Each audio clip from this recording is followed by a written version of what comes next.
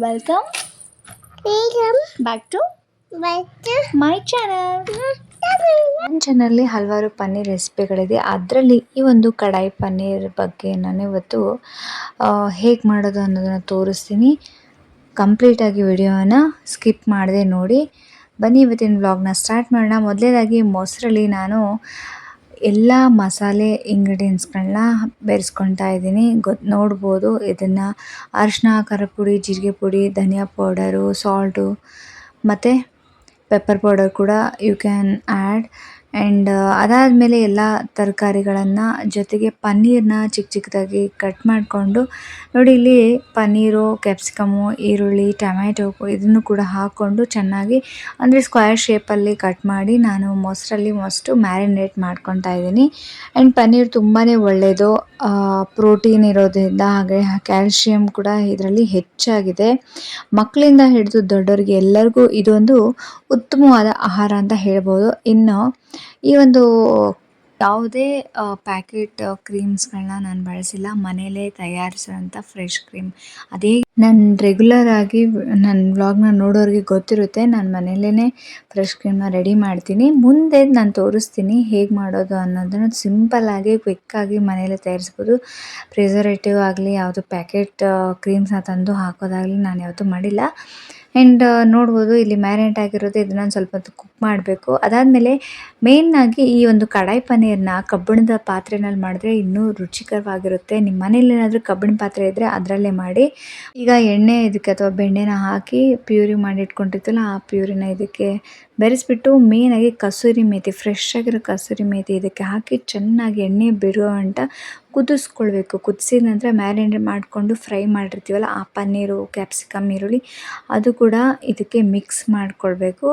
ಅದಾದಮೇಲೆ ಲಾಸ್ಟಿಗೆ ಇಲ್ಲಿ ಒಂದಿಷ್ಟು ಪನ್ನೀರು ಮತ್ತು ನೆನೆಸಿಟ್ಕೊಂಡಿರೋ ಕಾಜು ಜೊತೆಗೆ ಫ್ರೆಶ್ ಆಗಿರೋ ಕೆನೆ, ಹಾಲಿನ ಕೆನೆ ತೆಗೆದಿಟ್ಟಿರ್ತೀನಲ್ಲ ಆ ಹಾಲಿನ ಕೆನೆನ ಚೆನ್ನಾಗಿ ರುಬ್ಬಿಬಿಟ್ಟು ಚೆನ್ನಾಗಿ ಸ್ಮೂತಾಗಿ ಬರುತ್ತೆ. ಆ ಫ್ರೆಶ್ ಕ್ರೀಮ್ನ ನಾವು ಲಾಸ್ಟಿಗೆ ಎಣ್ಣೆ ಬಿಟ್ಕೊಂಡಾದ್ಮೇಲೆ ಇದಕ್ಕೆ ಹಾಕಿ ಚೆನ್ನಾಗಿ ಕುದಿಸ್ಬಿಟ್ರೆ ರೆಡಿ ಟು ಈಟ್. ಇದು ರೊಟ್ಟಿ ಜೊತೆ, ಚಪಾತಿ ಜೊತೆ, ಫುಲ್ಕಾ ಜೊತೆ ಆ್ಯಂಡ್ ಕುಲ್ಚಾ, ನಾನ್ ಅಥವಾ ಜೀರಾ ರೈಸ್ ಜೊತೆ ಕೂಡ ತುಂಬ ರುಚಿಕರವಾಗಿರುತ್ತೆ. ನೀವು ಕೂಡ ಟ್ರೈ ಮಾಡಿ. ಈ ರೆಸಿಪಿ ಹೇಗಿದೆ ಅಂತ ನನಗೆ ತಿಳಿಸೋದು ಮಾತ್ರ ಮರಿಬೇಡಿ.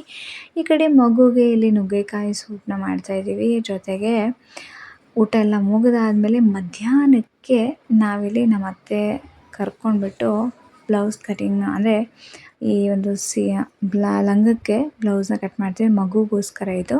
ಅದಾದಮೇಲೆ ನನ್ನ ಮಗಳಿಗೆ ನಾನು ಮಲಗಿಸ್ತಾ ಇದ್ದೆ. ಸೊ ಇಲ್ಲೊಂದು ಸಾಂಗ್ನ ಕೇಳ್ಕೊಂಡು ಬನ್ನಿ.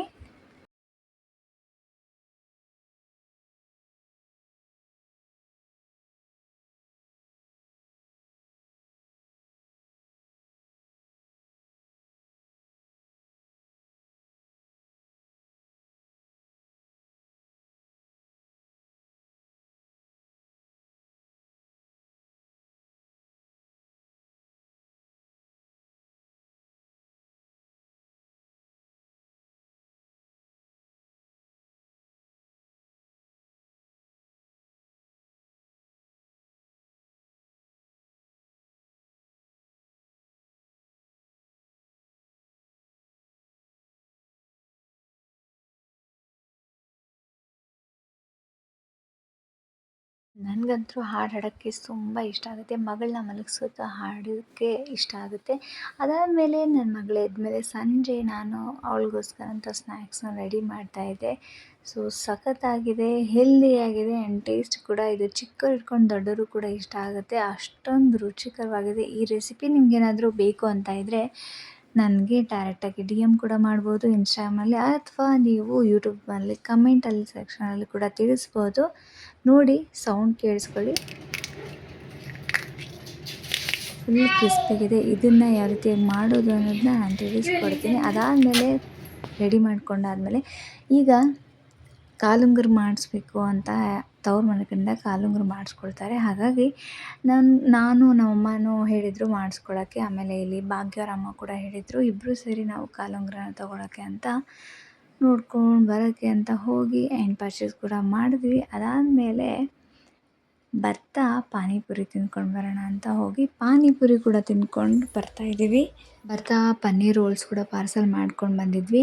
ನೈಟು ಮನೇಲಿ ಅಡುಗೆ ಮಾಡೋದೇನು ಬೇಡ ಅಂತ ಅಂದ್ಕೊಂಡು ರೋಲ್ಸ್ನೇ ಎಲ್ಲರೂ ತಿಂದ್ಕೊಂಡು ಅದಾದಮೇಲೆ ಮಗು ಕೂಡ ಊಟ ಮಾಡಿಸಿ ನಾವು ಕೂಡ ಕೆಲಸ ಎಲ್ಲ ಮುಗಿಸ್ಕೊಂಡು ಅದಾದಮೇಲೆ ಮಲ್ಕೊಳ್ಳೋ ಪ್ಲ್ಯಾನ್ ಮಾಡಿಕೊಂಡು ಹೀಗಾಗಿತ್ತು ಇವತ್ತಿನ ವ್ಲಾಗ್. ಹೇಗನ್ನಿಸ್ತು? ಇಷ್ಟ ಆಗಿದ್ದಲ್ಲಿ ಲೈಕ್ ಮಾಡಿ, ಕಮೆಂಟ್ ಮಾಡಿ ಹಾಗೂ ಫ್ರೆಂಡ್ಸ್ಗೂ ಫ್ಯಾಮಿಲಿಗೂ ಶೇರ್ ಮಾಡೋದನ್ನ ಮರಿಬೇಡಿ. ಮತ್ತೊಂದು ವ್ಲಾಗ್ ಜೊತೆ ಭೇಟಿ ಆಗ್ತೀನಿ. ಅಲ್ಲಿವರೆಗೂ ಟಾಟಾ, ಬಾಯ್ ಬಾಯ್ ಆ್ಯಂಡ್ ಟೇಕ್ ಕೇರ್.